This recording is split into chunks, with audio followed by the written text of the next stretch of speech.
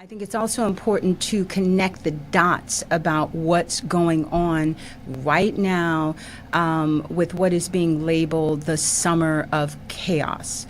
I have online with me Morgan Christopher, who is from Dallas, was born in Dallas, and was very much traumatized by the recent shooting the deaths of 5 police officers by a sniper in Dallas. So right now, we're in a year of the Jubilee. And for those of you who don't know what a Jubilee is, historically, the Jubilee years are based on 7-year cycles. And this year is a grand cycle of 7 times 7 Jubilees, which is a Grand Jubilee cycle. And what's also interesting about this year is that this is the 40th Jubilee since the Grand Jubilee since Jesus' crucifixion.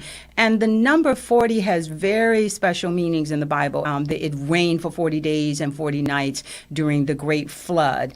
The Israelites wandered in the desert for 40 years. Jesus fasted in the desert for 40 days. The period of time of 40 in the Bible is understood as a period of repentance and redemption from past sins. So it's of particular interest, I think, not only to Christians around the world, but that this Jubilee year is the 40th year since Jesus was crucified. Now, what's also interesting about this Jubilee year cycle, Jubilee for them, and the numbers 7 and 70 both have special meanings in the Bible. You know, if you look back, God created the heaven and earth in 6 days. He rested on the 7th. What's important here is that the shooting in Dallas occurred on the 7th of the month on the 7th day in the year of a grand cycle of 7 times 7. The power elite are very, very much into numerology and cycles. They follow the lunar calendar. They don't do anything unless it's done on specific days. They are not originators, they're imitators. So everything that they do is very, very predictable. So the fact that we've got this summer of chaos that is already taking place, it's already been revealed about the leader of the Black Lives Matters being compromised and manipulated through George Soros, and the plan to have 10,000 provocateurs at the different rallies and protests to incite racial division and racial violence so that we can have martial law. Now, that is what is concerning me the most, is a deliberate instigation so that martial law can be instituted. And so for anybody out there who doubts that this is going on, all you have to do is check. A year ago, hundreds of tanks were literally railed into California, and you can see them. The Los Angeles Unified School District has spent millions on armored tanks and military-grade weapons because all schools during a state of emergency or martial law can be basically used as detainee camps. So this is like, I'm stating facts, not to get people scared or riled up, but to get people to open up their eyes and look at, okay, guys, this is being done deliberately. And so on today's show, what we're going to talk about is things that we can do not to be pawns of a situation that is being staged to literally create more racial divisiveness within the United States and literal civil unrest. So now I'm going to bring Morgan Christopher online. She's a brilliant young woman, just finished her master's at the University of Scotland the University of Edinburgh in Scotland with a master's in marketing. Her dissertation got published. She presented it. She's very, very high IQ, and she also happens to be my goddaughter, of whom I am very, very proud to have joined me on the show today. Morgan, now I've given all that information, and what I want you to do is just speak from your heart about your feelings about what happened in Dallas, which, let me add, that Dallas, if you guys forget, this shooting, this sniper, it happened in downtown Dallas, where President Kennedy was also assassinated. So I'm going to turn this over to you, Morgan. Thank you. It's an honor to be on the show. Thank you. It is, the shooting happened just a few blocks away from Dealey Plaza, which is where President Kennedy was shot. Hello. And killed. And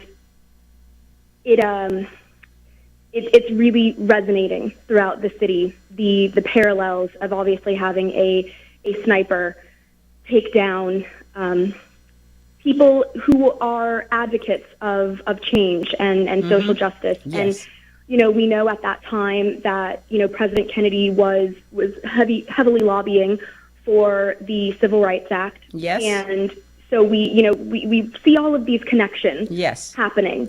And you said you don't want to scare people, and I don't want to scare people either, but people should be afraid. And want to do something about this, instead of just reacting in the predictable manner of, getting angry and getting up in arms and fighting. I think this is the time for us to step back and look at this logically and go, are we being played? Because if you just know a little bit about history, as I said, the power elite, there's nothing original about what they do. They repeat history. And it was almost, Morgan, I felt like, they were making fun of us, the way that it was deliberately done in Texas, which is the most fiercely, the Lone Star State, that originally succeeded from the Union and has a huge succession movement that's going on right now. And so to me, it just seems pretty clear that Texas was targeted for a very good reason. So I'd like for you to talk about that, being, a true Dallasite who loves Dallas. I do love Dallas, and I'm my heart is always in Dallas. And I think it's really important that you hit the nail on the head, that it is contrived, that it was in Dallas, that it was in Texas. This is a city that, like any major city in America, of course it has its own problems. Of course there are challenges that we have to overcome as a city and different communities. But we're not talking about Chicago. No. We're not talking about Detroit or Cleveland or Baltimore or even Los Angeles, where you have cities that are either known, afflicted with gun violence every day, or have a history of large-scale protest and civil unrest. Absolutely. We're talking about Dallas, Texas. Yes. This is a place that is generally regarded as a safe place, as this very spirited, proud, fun place to be. And so this is supposed to be especially demoralizing, because had this happened in another city, I do not believe that people would have the same reaction nationwide, even globally, because if it had happened somewhere else, we may have just been like, that's really sad, but, it's Chicago, stuff happens. Right.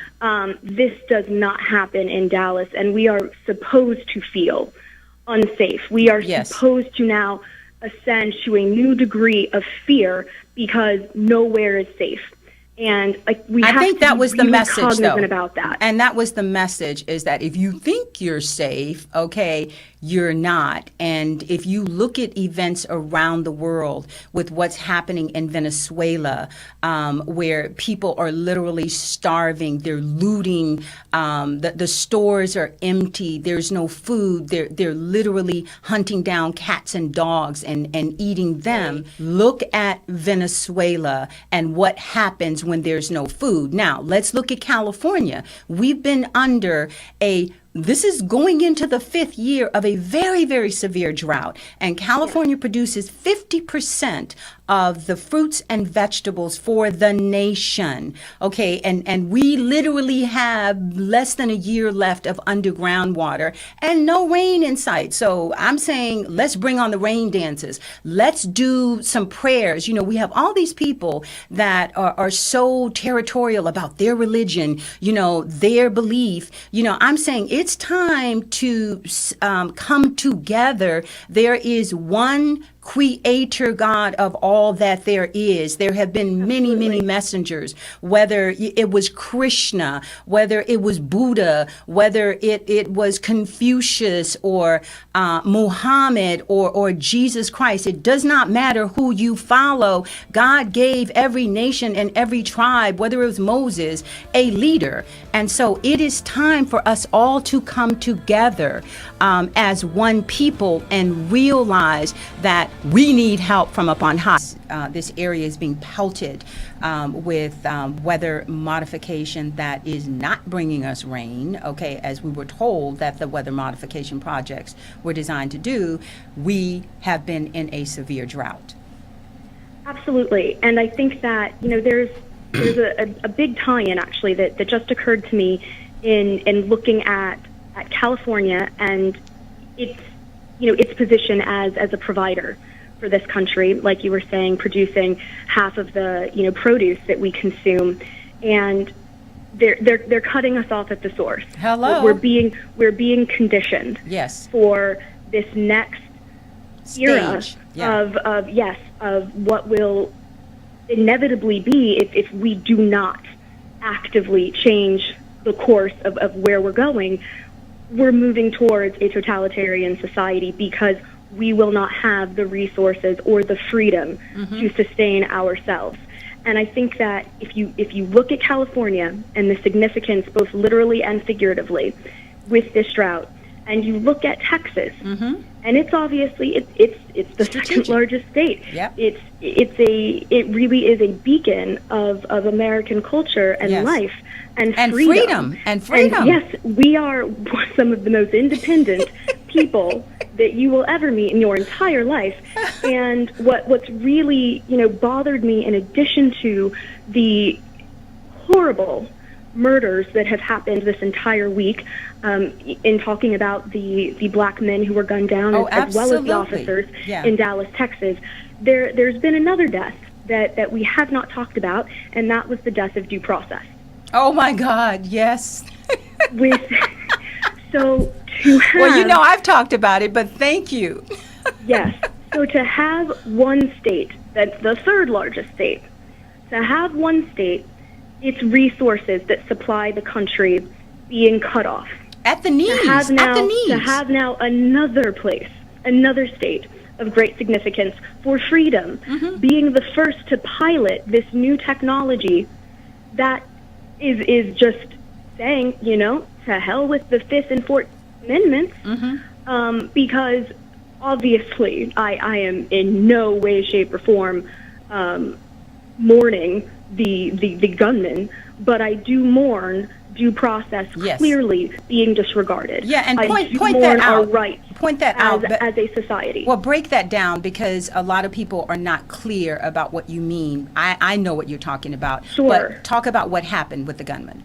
Absolutely. So who was African American, you know, and come on, it's no coincidence that, you know, this was a Vietnam vet, you know, that and we know that they use mind control on veterans.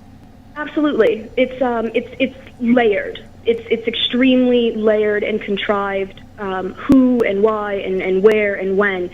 But when the police found him and had him cornered and spent several hours in negotiations, they essentially decided, you know what, this is taking a little too long, so we're gonna just go ahead and send in this robot that will explode. Wow. It will detonate.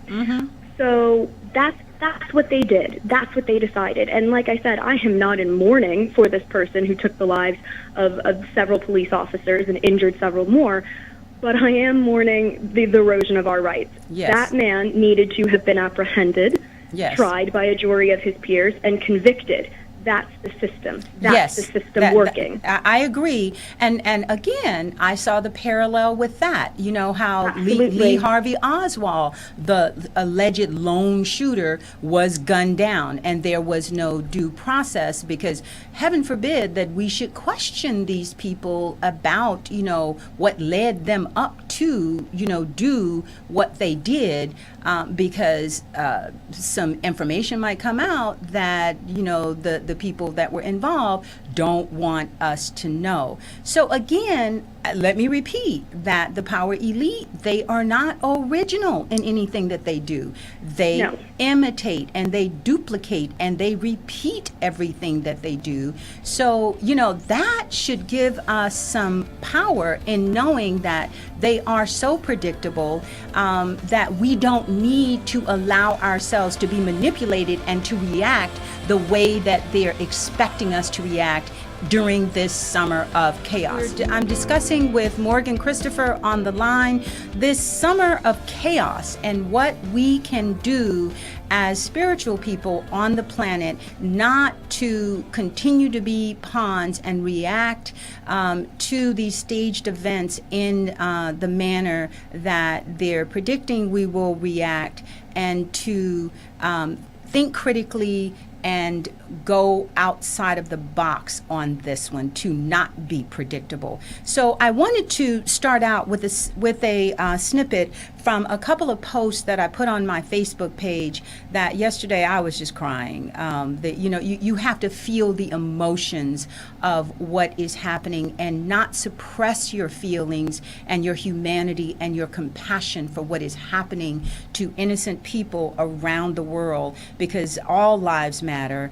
And there are two posts. There's a beautiful young African-American police officer, Nakia Jones, I believe is her name. She's on my Facebook page, and I want to give a shout out to her for her courageous call to other police officers to stand up and hold their fellow police officers accountable when they commit acts of blatant racism and acts of blatant discrimination against the people that they are paid to protect and serve. So and personal accountability. Yes, I loved that she you know, she touched on, you know who you are. Mm-hmm. You know who you are at your core. You know what you believe. And if you are someone who is limited in your thinking, if you are, you know, riddled with systemic prejudice, then you know what? There's badge. Yes, there is nothing I can do about it, but you can do something about it, and that is not work in neighborhoods where you are going to have to decide, well, should I uphold my oath, or should I just let this happen? Or should I seize this opportunity to harm someone that I do not like or understand? You do not have business serving, certainly not in that area. And I loved her call to action in terms of people, especially officers, having personal accountability, because that's so much at the root of how we got here, is not holding people in positions of power accountable to what they've done, and not holding ourselves accountable in that every single time we have passed up an opportunity to assert ourselves, we don't. We stand around. It's the bystander effect of global injustice. Oh my God! And that's the root of the problem, but it is also the solution, is personal accountability. What are you doing to contribute to what's going on that's bad, and what can you start doing to contribute to making it better? Wow, that was so eloquently and beautifully stated, Morgan. I could not have said it better myself. And that is what I advocate here at Divine Love Talk. That is what I advocate as a professor, as a teacher, that you cannot afford to be a sheep. You have to speak Absolutely. out. You have to find some courage. And so that's why I'm giving a shout out to these two really courageous women who you could tell when they were doing their live streaming videos on Facebook that they were nervous, that they were concerned about being Yes. bombarded and attacked by all the haters out there and all the crazy people who just don't want to deal with the truth, but they said it anyway, and they spoke the truth, and it takes a lot of courage to do it. And the fact that it was a young, beautiful African American female, oh my God, I just cried, and I felt joy in my heart, and I was so proud. And then I posted another video from Savannah Hartman, who is a white female who is also a pastor of a church. But what I loved about her is she is a spoken word poet, and she wrote the most beautiful poem that's a plea to white people to be accountable in this situation. So I'm going to play some snippets of Savannah Hartman's tear-felt poem and plea. And I hope that this is received the way that it's intended. Can you hear that? Yes. Okay. I can't imagine what it's like to be born with skin that's black, not white. I wasn't born rich, but don't get it twisted. See how I look. My white skin is my privilege. I don't get watched when I go to the mall. If I get stopped for a ticket, it doesn't end in a brawl. I don't know what it's like to go out for snacks and end up lying dead on my back. My car's never been watched or followed around. My kids don't play in parks and then get gunned down. I don't know anyone murdered for selling cigs or CDs. I've never been choked out or shot at by corrupt men in PDs. So I won't pretend to know how you feel, but I have something to say that's true and that's real. And that's that I'm sorry for how we've behaved, starting the very moment that you were enslaved. Since we came in our boats and shackled your hands and shipped you back here to work on our land. I'm sorry for scars you bear then and bore then and bear now because of wounds we have caused or allowed. To black women, I'm sorry we've made you a commodity, using your bodies in secret like a back alley hobby. I'm sorry your kids watched while you were mistreated. I'm sorry your husbands have been broken and beaten. To black children, I'm sorry that we've made you believe that you were worth less and you couldn't achieve the same heights as the white kids that are in the same class because you are so smart and you are not trash. To black men, I weep because my heart breaks for you. The mass has been judged for the acts of a few. You've done the best with the hand you've been given. White people, don't leave, don't exit out. Please just listen. I know it's uncomfortable, but you must hear me out. This really is something that we must talk about. I know the history. Don't say it's not true. The past doesn't disappear when it's offensive to you. White Americans would say we're not all the same. Don't lump us together. I have my own name, and that's true. I get it. Not everyone is. But to say race isn't an issue perpetuates myth. To you, I would say that blacks aren't either. Please open your eyes and be a perceiver. Because if you would just look and be honest right now, you'd see that their mistreatment is what we've allowed. We act like they're poor and less than and gross. We make fun of their hair and their skin and their clothes. We reject them as people, but their culture we keep, like their music and dance moves, their style and weaves. Don't blame the media or call me mean names. Don't act like what I say is just for internet fame. This stuff is fact. Blacks have been oppressed. Cop manage every day to disarm white guys without death. Just being shady shouldn't cost men their lives. Who are doing all they knew to provide for their wives. And this is where you say not all cops are bad. If you've not exited out, I know you're boiling mad. But that logic won't stop me, and I will not be hushed. We must speak for the... You're right, the majority of cops aren't corrupt. We must speak for the voices who don't have their own, who went out one day and then never came home. Like Eric Garner, Tamir Rice, or Miss Sandra Bland, not a single one of them held a weapon in hand, and still they were killed and no justice was served. They won't get to speak their voices. They will not be heard because they are dead and buried in dirt. Their families are broken. Their deaths were absurd. Say that I'm wrong and I don't know their stories. Do you want more names? I can name at least 40. I don't want your excuses or religious bicker. It wasn't Satan who pulled the cop's trigger. I'm not against cops, so don't make this about that. These aren't opinions. These are black and white facts. This isn't about black men or white women or cops. It's about senseless behavior that on all sides must stop. Whites aren't all racist and blacks aren't all thugs. All our lives matter. We were all bought with love. To move forward from here, we all need to change behavior, accepted, and futures rearranged. Stop blaming them like their deaths were deserved. We all deserve death, but our lives were preserved by Christ's work on the cross. He paid for our sins so we don't have to make mistakes again and again. Don't scream and don't fight. Start walking in love. Take the masks off your eyes and remove your kid gloves. We can't change the past, but we can change what's ahead. We can change who we are so less people are dead. With accountability for our actions and a voice for our cause, we can form new statutes and create new laws. We can set things in motion and have tough conversations. We can change the future for the rest of our nation. It only takes one person to stand up and say, I won't stand for this. This is not the way. I'm not sorry for this. This is how it must be. I will be change. Change starts with me. Wow. Okay. Morgan, I almost cried again. So did I. It's so raw and compelling, and it speaks to that personal accountability. And I grew up in a predominantly white area. I went to prep school.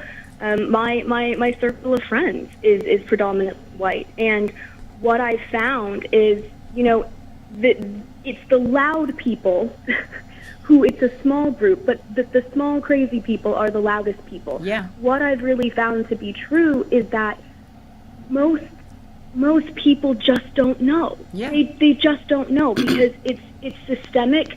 It's proliferated throughout the centuries. Mm-hmm. And so there are just certain nuances even that people are not aware of. And it's your responsibility when you do know better to speak up and Yes. say, hey, listen, here's the deal. Let me drop a little truth bomb on you, or here, let me give you a little history. And I found that people are really receptive. Yeah. And most people are good. Most people don't want to be offensive. Most people want to help. They just don't know any better. And so you have to have the openness to listen when someone is telling you their truth. Yes. But you also have to have the courage to tell your truth. Oh, wow. And that is what I do here on Divine Love Talk. And what that just reminded me of was Martin Luther King's letter from the Birmingham jail, which was specifically aimed at the ministers of his day. He was a minister, and that letter was written to them and for their silence. He literally shamed them in that letter for being so-called moderates, for all of them telling him, it's not the right time. You should step down. You should not speak so loudly.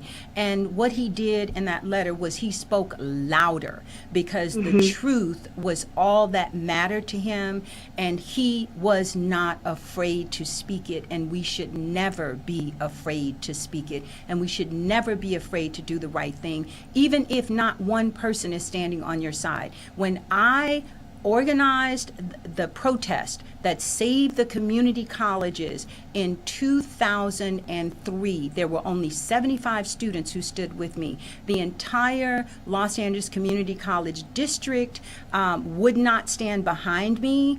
They literally tried to force me to step down. And I said, but look, this is not about me. This is about the right of working class students and immigrants to have the right to have an education that is not expensive, and to be able to have a bridge to go to the university. And their agenda was basically privatization, and all they cared about was their jobs, and did not care about the students. Now, they jumped on the bandwagon after I did the very first protest and copied off of what I did, but what they tried to do was shut me down because the timing was very critical. And what I'm saying is the timing right now is very critical during this summer of chaos. It is not time for us to sit back and be moderate. It is not time for us to sit back and shut up. We need to speak the truth, because our leaders, our politicians, they're all leading us off a cliff. A blind cliff. And if we continue to follow them, and if we actually think that the very people who created this problem, that they're going to solve them and that we can look to them to solve it, then we are sorely mistaken and misguided.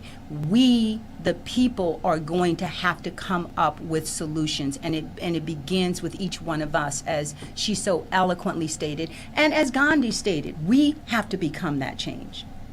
Absolutely. And for anyone who hasn't experienced prejudice or racism, it's very easy to look at this situation and say, this is a black problem. Mm-hmm. It's very easy to look or to hear anti-Muslim rhetoric and say, you know what, this is a Muslim problem. Exactly. But in any society historically, there's always a start to what slowly becomes a domino effect. And the thing is, it may start with the people who have been oppressed historically, or who, by society standards, are given the least consideration.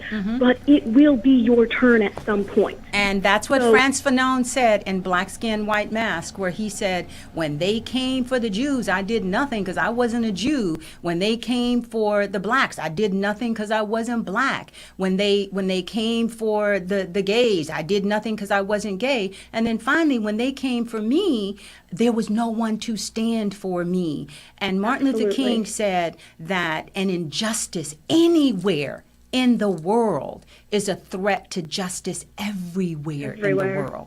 And so you said it beautifully, Morgan. I'm so glad I thought to bring you on the show this morning. I was so discouraged by, the response of, the so-called, spiritual, elevated people, in the metaphysical community who really, believe that if you talk about what's happening, the truth about what's happening in society, that you are contributing to the problem, when you cannot solve a problem if you're not willing to look at the actual root of it, and from the historical roots of it, that's how you come up with solutions. So this whole denial breaks my heart, but I said, okay, here I go again, just me and my goddaughter, and we are not afraid to speak the truth. So thank you. We are certainly not, because we're Texans. That's right. And we're free.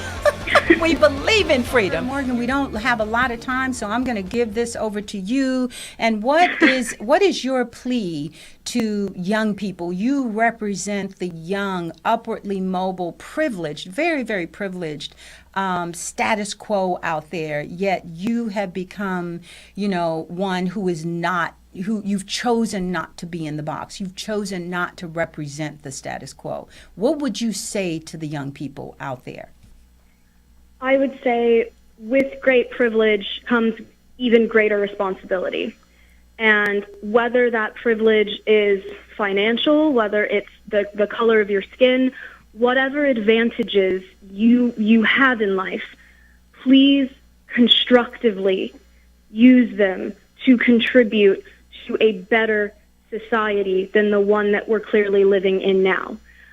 I was speaking to my mother the other night, and obviously, she lived through the civil rights movement, and she said, why does this feel so much worse? Yeah, it is. And I said, because you spent the first half of your life enjoying hope and progress, and now the way it's going, you're going to spend the second half of your life seeing diminish and demise. Wow. That's why it feels so different. Yes. That's why it somehow feels worse. And it is worse because we have been. Yeah, go ahead. Oh, sorry. This generation, we have been handed a world that is headed towards decay, but we absolutely have the power and the capability of stopping that, turning this around, because it's not just about us. I have a friend who's pregnant now. We are ushering in the new generation ourselves.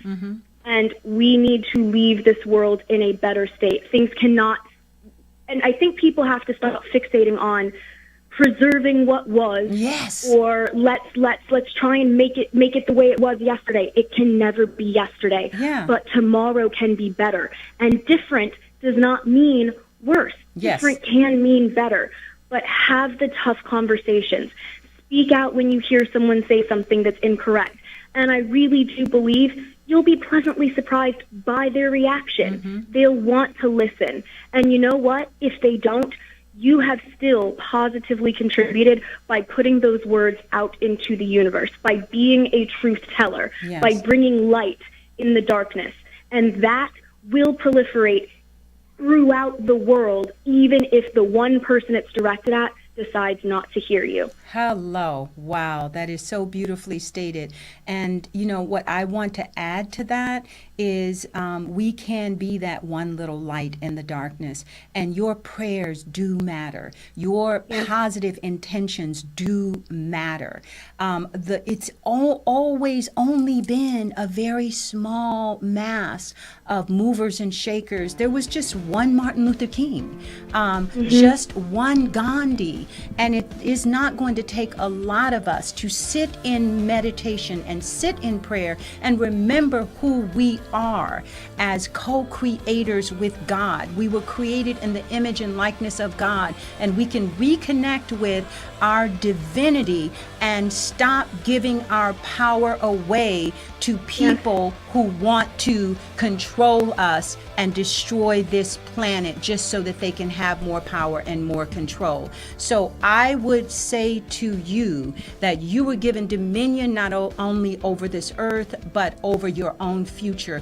And let's together visualize that this summer of chaos will never end in martial law or civil unrest in the United States of America that was built on freedom for all. So let's embrace freedom.